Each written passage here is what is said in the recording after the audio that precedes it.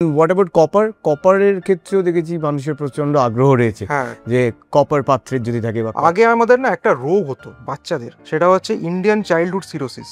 এটা আমরা না বইতে পড়েছি, খুব একটা চোখে দেখিনি হয়তো। কি হয় ওটাতে? ওটাতে যেটা হয়, এবার আগে এক সময় হচ্ছে জল রাখা হতো কপারের পাত্রে। আগে হচ্ছে স্টিল বা প্লাস্টিক এগুলো ছিল না, আগে হচ্ছে কপারের পাত্রতে জল রাখা হতো। এবার কপার এমন একটা মেটেরিয়াল, সেটাতে যদি আপনি জল রাখেন বা খাবার রাখেন, কপারের মলিকিউল কিন্তু সেটার মধ্যে ঢুকবেই, যেটা নর্মালি স্টেনলেস স্টিলের মলিকিউল কিন্তু ঢোকে না, প্লাস্টিক ঢোকে। এবার সেই কপারের ওই জলের মধ্যে কপার বেড়ে গেল, আপনি জল খাচ্ছেন, কপার শরীরে ঢুকছে, সার্টেন অ্যামাউন্ট অফ কপার একটু শরীরের জন্য দরকার, সেটা আপনি নর্মালি খাবার থেকেও এসে যায়। বা যদি আপনি পুরোটাই কপার বেসড যদি ওয়াটার স্টোর করেন, তাহলে কিন্তু শরীরে কপার অনেক বেড়ে যাবে, যেটা আগে হতো। তাতে কিন্তু লিভার কিডনি খারাপ হয়। নর্মালি কি বলে, যদি আপনি কপারের চান, সাপোজ কপার নিয়ে এত কথা হচ্ছে, তো লোকে বলে যে আপনি 1 গ্লাস জল কপারের মধ্যে এটা রেখে দিন, সকালে উঠে আপনি খেলেন, তো যা কপার আপনার দরকার আপনি পেয়ে গেলেন। কিন্তু যদি পুরোটাই কপার বেসড করেন, তাহলে কিন্তু একটা চান্স আছে যে এই গন্ডগোলটা হওয়ার, আবার হিস্ট্রি রিপিট করতে পারে। মানে আমরা নর্মালি কেউ বলি না যে কপার ইউজ করুন, এখন প্রচুর চলছে আর কি, যে কপারের পাত্র ইউজ করুন, এবং